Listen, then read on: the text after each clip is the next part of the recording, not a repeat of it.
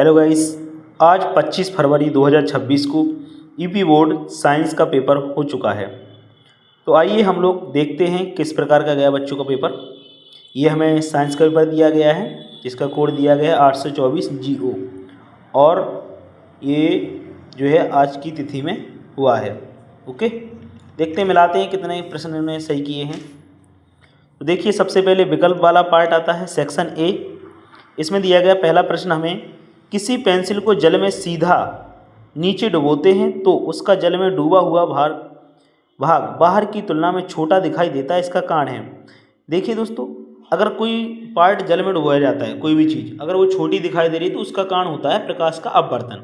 तो अपवर्तन इसका आंसर सही आ जाएगा, जो कि सही लगा है इसमें, अपवर्तन करेक्ट आंसर आ जाएगा। अगला क्वेश्चन देखते हैं क्या दिया गया हमें।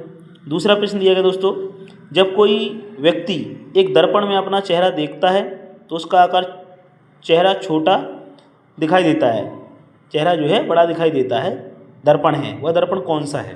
ओके, अपन को ये बताना है, छोटा नहीं बड़ा दिया गया है। तो मैं इसमें देखिए अवतल दर्पण के द्वारा किसी व्यक्ति का बड़ा चेहरा दिखाई दे सकता है। ओके, इसके बाद तीसरा क्वेश्चन दिया गया दोस्तों, दूरदृष्टि दोष से पीड़ित एक व्यक्ति सही दृष्टि के लिए किस लेंस का उपयोग करना होगा।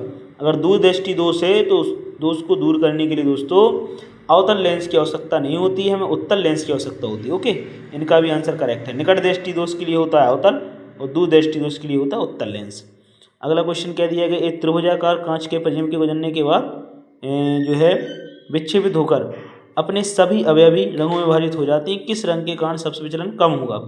तो इसमें ये दिया गया है सबसे कम विचलन, मतलब सबसे ज़्यादा दिखाई कौन देता है। ये इनका गलत आंसर लगा है, इसका आएगा लाल रंग। ओके, ये बैगनी जो है गलत हो जाएगा, ये वाला कट कर देंगे हम लोग। इसके बाद यह कई प्रतिरोधों के विभिन्न समायोजनों में किस समायोजन में से सबसे कम प्रतिरोध प्राप्त होता है।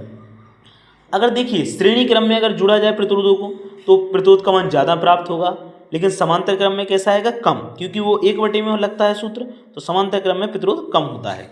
ठीक है, आगे बढ़ते हैं। अगला जो प्रश्न दिया गया है देखिए जरा किस प्रकार से दिया गया है। हमें दिया गया है किसी विद्युत धारावाही चालक के सिरों की विभवांतर ज्ञात करने किस यंत्र का प्रयोग किया जाता है। यानी विभवांतर, बताओ विभवांतर किससे ज्ञात करते हैं, वोल्टमीटर से। तो इसका ऑप्शन नंबर जो करेक्ट आ रहा है आपका B option is the right answer, ये आ जाएगा।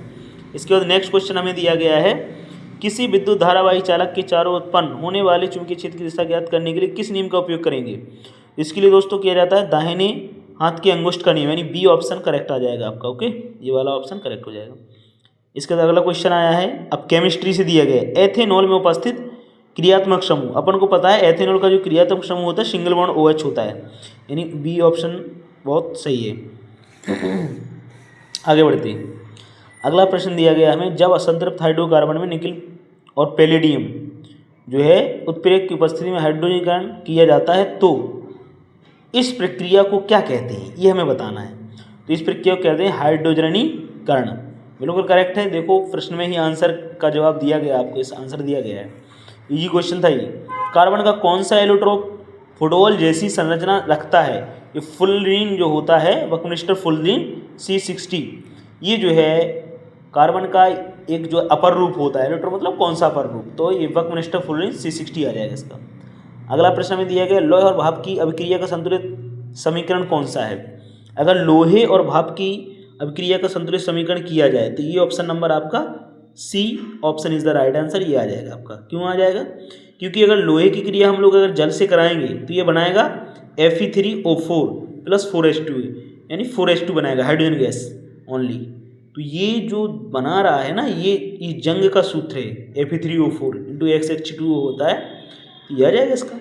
ओके, इसके बाद देखिए अगला क्वेश्चन क्या है। नेक्स्ट क्वेश्चन हमें दिया गया है दोस्तों, इधर हमें दिया गया, जब प्लास्टर ऑफ पेरिस को जल के साथ मिलाया जाता है तो यह पुनः जिप्सम बन जाता है। यह किस प्रकार का परिवर्तन है। अच्छा, ये किस प्रकार का परिवर्तन इसमें हो रहा है, तो इसमें क्या होता है, ऊष्माक्षेपी रासायनिक विक्रिया है। ये कौन सी विक्रिया बोलो, ऊष्माक्षेपी। जब मिलाया जाएगा तो ये ऊष्मा छोड़ेगा, यानी ऊष्माक्षेपी विक्रिया। इसके बाद क्वेश्चन नंबर 13 देखिए, लोहे को जंग लगने से बचाने के लिए गैल्वेनाइजेशन क्या कहलाता है, पता है अपन को, लोहे पे जस्ती की परत चढ़ाना कहलाता है, यानी B option is the right answer, correct answer लगा इसका।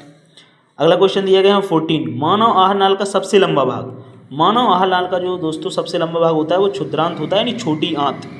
क्योंकि छोटी आंत की लंबाई ज़्यादा होती है जबकि चौड़ाई उसकी बहुत कम होती है। तो करेक्ट आंसर कौन सा आ जाएगा? C option is the right answer. इसके 50 नंबर देखिए दोस्तों क्या दिया गया। 50 नंबर में कहा जा रहा है पौधे में जाइलम का मुख्य कार्य क्या होता है। तो पौधों में जाइलम का जो कार्य होता है बच्चों वो होता है जल और खनिज पदार्थों का परिवहन करना। फ्लोएम का कार्य होता है अपना भोजन को स्थानांतरण करना होता है, इसका भोज्य पदार्थों का रूपांतरण करना, स्थानांतरण करना होता है। तो यानी जाइलम का कहा गया तो क्या आ जाएगा बताइए? जल व खनिज पदार्थों का परिवहन आ जाएगा। ठीक है, आगे देखिए 60 नंबर क्या क्वेश्चन दिया गया। पौधों में साइटोकाइनिन हार्मोन का मुख्य कार्य क्या होता है। तो साइटोकाइनिन हार्मोन जो होता है पौधों में उसका कार्य होता है कोश के विभाजन को प्रेरित करना। बिल्कुल करेक्ट आंसर ये दिया गया आपको। इसके बाद निम्नलिखित में से कौन सा लैंगिक संचरण रोग नहीं है? लैंगिक संचरण रोग नहीं है। देखो गोइनोरिया सिफिलिस ये दोनों लैंगिक संचरण है, जबकि हैजा जो है लैंगिक संचरण रोग नहीं होता है। तो ऑप्शन नंबर कौन सा आ जाएगा बोलो? A option is the correct answer. इसके अगला क्वेश्चन दिया गया है पुनर्वहन क्रिया में होती है, मतलब पुनर्वहन जो क्रिया है वो किस में होती है? ब्रायोफिल्म में होती है, प्लाज्मोडियम में होती है, राइजोपस में होती है, प्लेनेरिया में। इसका करेक्ट आंसर आएगा दोस्तों प्लेनेरिया। ओके चलो नेक्स्ट क्वेश्चन देखिए क्या दिया गया। मानव की विभिन्न अनैच्छिक क्रियाएं जो हैं जैसे मुंह में लार आना मस्तिष्क के किस भाग द्वारा नियंत्रित होती हैं? तो ये मेडुला द्वारा। बिल्कुल करेक्ट आंसर है। अगला क्वेश्चन है निम्नलिखित जो है निम्न आहार श्रृंखला में कौन सा घास के मैदान के पारितंत्र से संबंधित है? तो घास, टिड्डा, मेंढक, सर्प, बाज। बिल्कुल घास जो है टिड्डा खाता है, टिड्डे को मेंढक खाएगा, मेंढक को कौन खाएगा? सर्प, सर्प को बाज। यानी पूरा कर रहा है ये श्रृंखला को, तो यही आ जाएगा। बहुत बढ़िया है, करेक्ट आंसर है बेटा। इसके बाद क्वेश्चन नंबर ये आपका लास्ट हो चुका है। इसके बाद बच्चों हम लोग बड़े प्रश्नों पर पहुँचते हैं। देखिए सेक्शन बी आता है हमारा वर्णात्मक प्रश्न। अब ये क्वेश्चन दिया गया अवतल दर्पण में से किसी जो है वस्तु का आभासी प्रतिबिंब बनाने का किरण आरेख। अपन को बच्चों अवतल दर्पण से आभासी किरण आरेख बनाना है, आभासी जो है प्रतिबिंब प्राप्त होना चाहिए। तो इसके लिए क्या होगा, एक अवतल दर्पण बना लेंगे और ये अपन ने मुख्य खींचा। अगर वस्तु को फोकस एफ और ध्रुव पी के बीच रखा जाएगा तो इसके द्वारा जो है हमें आभासी प्रतिबिंब प्राप्त होगा। इस प्रकार से आई किरण ऐसी निकल जाएगी और फिर दूसरी प्रकाश किरण हम लोग सी से होकर इधर से निकालेंगे। तो ये दोनों किरणें, इन दोनों किरणों को अगर पीछे की ओर बढ़ाया जाए ना तो ये दोनों किरणें बच्चों पीछे मिलेगी यहाँ पर। तो ये इस प्रकार से जो है आभासी प्रतिबिंब आपका बन जाता है। ओके ये आ जाएगा। इसके बाद दोस्तों अगला क्वेश्चन क्या दिया गया है। 20 सेंटीमीटर फोकस दूरी उत्तल लेंस से 30 सेंटीमीटर दूरी पर रखी वस्तु है, वस्तु के प्रतिबिंब की स्थिति ज्ञात कीजिए। हमें प्रतिबिंब की स्थिति बतानी है, सूत्र लगा देंगे बटे बराबर। तो इस प्रकार से ये पूरे के पूरे क्वेश्चन आप लोग समझो, बहुत सरल है। सूर्यास्त एवं सूर्य उदय के समय सूर्य का रंग लाल दिखाई देना। विलंबित सूर्यास्त क्या है? ये विलंबित सूर्यास्त क्या है मतलब अपन को ये बताना है। सूर्यास्त और सूर्योदय के समय सूर्य का रंग लाल दिखाई देने वाला ये वाला क्वेश्चन है। धारावाही पन्नालिका वाला ये भी कर लेंगे। तो ये बच्चों इस प्रकार से पूरा का पूरा पेपर आपको बता दिए, विकल्प आपको मिलवा दिए गए। बाकी वर्णात्मक प्रश्न आप लोग को हल करवा दिए ये है पहले से, कोई दिक्कत वाली बात नहीं है। ये दिया गया पेंटेन का, ये पूरा का पूरा सेक्शन आपका दिया गया है। इधर ये केमिस्ट्री वाला पार्ट है दोस्तों। ओके इधर बढ़ते हैं आगे हम लोग। सेक्शन जो आपका सब सेक्शन 3 दिया गया है, इसमें बायोलॉजी का दिया गया है। ठीक है, तो ये सारा का सारा आप लोग को तैयार पहले से होगा, सबका लगभग अच्छा पेपर गया होगा।